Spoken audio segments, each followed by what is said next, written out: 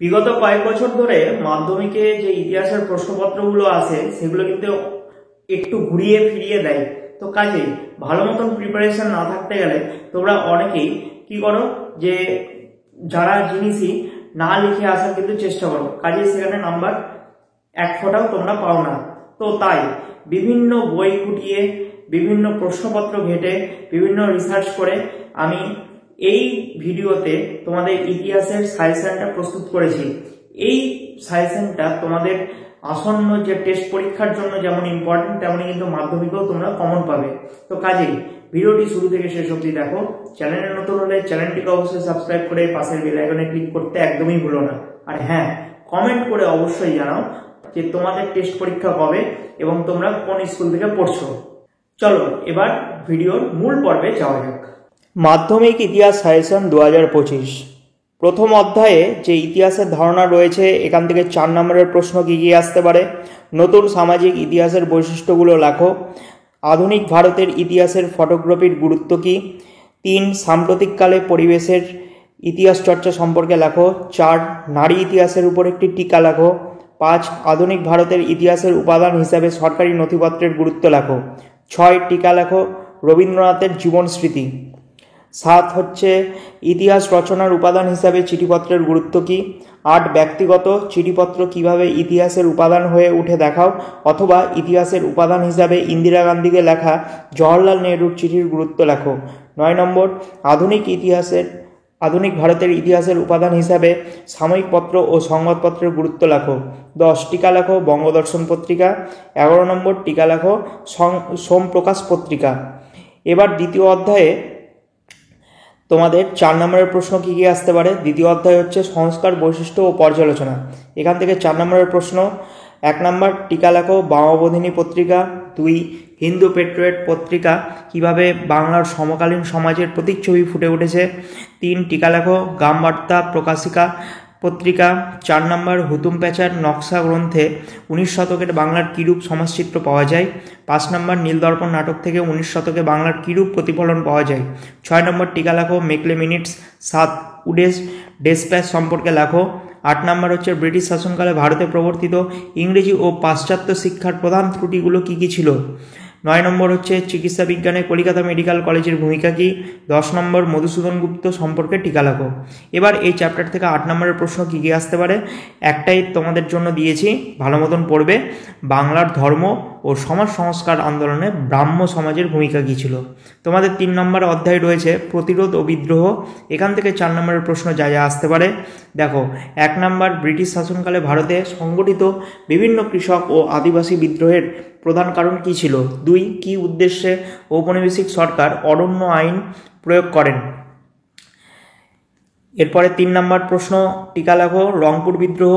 4 নম্বর সাঁওতাল বিদ্রোহের প্রধান কারণগুলো কী কী ছিল। 5 টিকা লেখো মুন্ডা বিদ্রোহ অথবা বিরসা মুন্ডা জনপ্রিয় কেন। 6 নম্বর সন্ন্যাসী ও ফকির বিদ্রোহের কারণ কী। 7 নম্বর বারাসাত বিদ্রোহ অথবা বাংলার ওয়াহাবি আন্দোলনে তিতুমিরের অবদান কী। 8 নম্বর হচ্ছে ফরাজি আন্দোলনের বৈশিষ্ট্যগুলো লেখো। 9 নম্বর টিকা লেখো তারিকা ই মোহাম্মদিয়া। 10 নম্বর নীল বিদ্রোহে বাঙালি মধ্যবিত্ত শ্রেণীর ভূমিকা কী। এই চ্যাপ্টার থেকে 8 নম্বরের প্রশ্ন কী কী পড়বে দেখো। তোমাদের জন্য দুটো আমি চুজ করেছি, এই দুটো পড়ে যাও, ভালো নাম্বার তোমরাও কিন্তু পেতে পারো। তো প্রথম প্রশ্ন বলেছে হচ্ছে নীল বিদ্রোহ ও পাগলাপন্থী বিদ্রোহের কারণ কী কী ছিল। 2 নম্বর বিদ্রোহ, অভ্যুত্থান ও বিপ্লব বলতে কী বোঝো।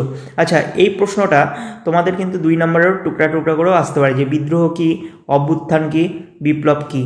ওকে, তো 2 নম্বর প্রশ্ন কিন্তু তোমরা এখান থেকে পড়ে যেতে পারো। এবার চতুর্থ অধ্যায় সংঘবদ্ধ গোড়ার কথা। এখান থেকে 4 নম্বরের প্রশ্ন কী কী আসতে পারে। 1 নম্বর 1857 খ্রিস্টাব্দে মহাবিদ্রোহের প্রতি শিক্ষিত বাঙালি সমাজের মনোভাব কীরূপ ছিল। 2 নম্বর টিকা লেখো মহারানীর ঘোষণাপত্র। 3 বঙ্গভাষা প্রকাশিকা সভাকে কেন প্রথম রাজনৈতিক পত্রিকা বলা হয়। 4 নম্বর হচ্ছে ভারত সভার গুরুত্ব কী। 5 নম্বর হচ্ছে হিন্দু মেলার উদ্দেশ্য কী ছিল। 6 নম্বর টিকা লেখো ইলবার্ট বিল। 7 নম্বর ভারত মাতার চিত্রের গুরুত্ব লেখো। 8 নম্বর গোড়া উপন্যাসের গুরুত্ব। 9 নম্বর গৌরেন্দ্রনাথ ঠাকুরের ব্যঙ্গচিত্রের গুরুত্ব লেখো। এই কোশ্চেনটা কিন্তু বিভিন্ন স্কুলে আসে। গোড়া উপন্যাস, গৌরেন্দ্রনাথ ঠাকুরের ব্যঙ্গচিত্র, এগুলো কিন্তু ভেরি ভেরি ইম্পর্টেন্ট রয়েছে। ওকে, এবার এই চ্যাপ্টারে 8 নম্বরের প্রশ্ন তোমরা কি পড়বে।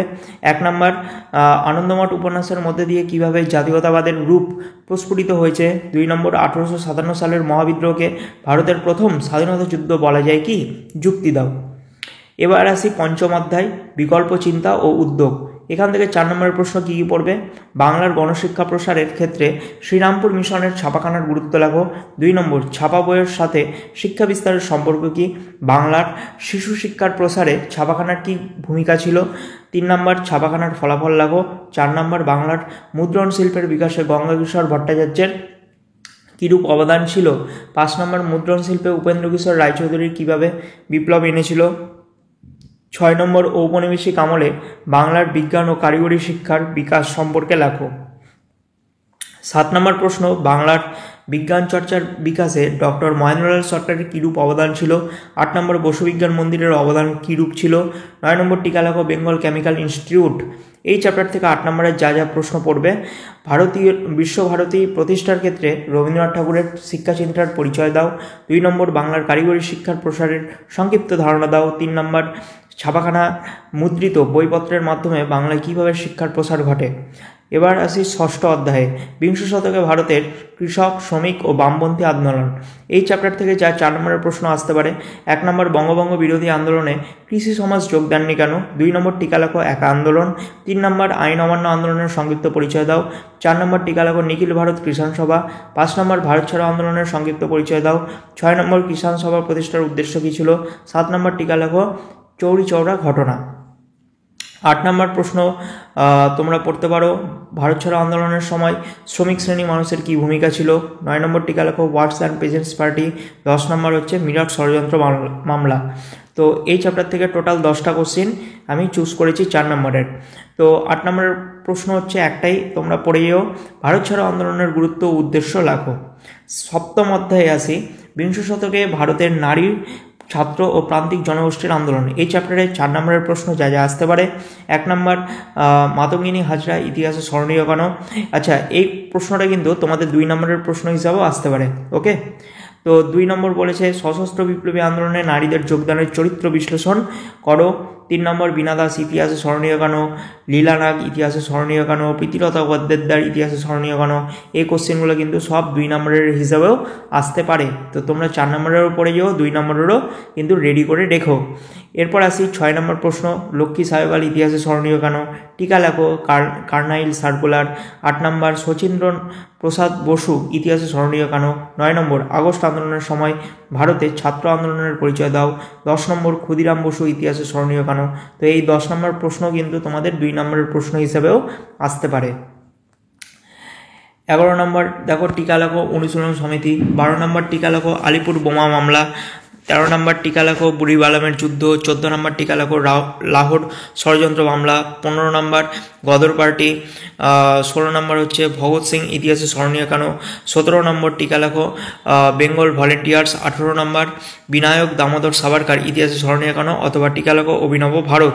19 নম্বর হচ্ছে বিপ্লবী আন্দোলনের ব্যর্থতার কারণ কি ছিল। 20 নম্বর টিকা লেখো রশিদ আলী দিবস। 21 নম্বর টিকা লেখো পুনা চুক্তি এবং 22 নম্বর হচ্ছে ঔপনিবেশিক বাংলার নবশূদ্র আন্দোলনের হওয়ার কারণ কি। আচ্ছা এই চ্যাপ্টারটা কিন্তু তোমাদের সবথেকে বড় চ্যাপ্টার এবং এই চ্যাপ্টার থেকে কিন্তু একটু বেশি তোমাদের প্রশ্ন পড়তে হবে। তো অতএব ঘাবড়ানোর কিছু নাই, এর মধ্যেই তোমরা কমন পাবে।